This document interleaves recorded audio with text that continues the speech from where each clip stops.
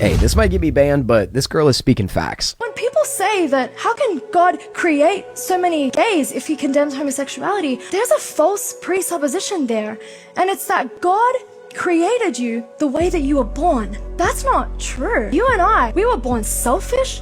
We were born with a desire to sleep outside of marriage, not to forgive. We were born with a desire to rebel. God didn't create us like that. God created you and I with a free will, and God expects us to exercise that free will to decide, am I going to give into my sinful desires or am I going to choose Him?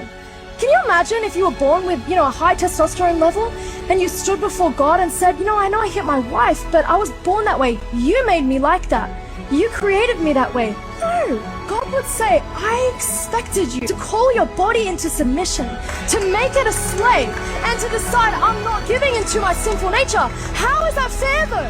How is it fair that God knows that we have a sin nature, an inclination from the minute we are born to run towards wickedness? How is it fair that He expects us to control that?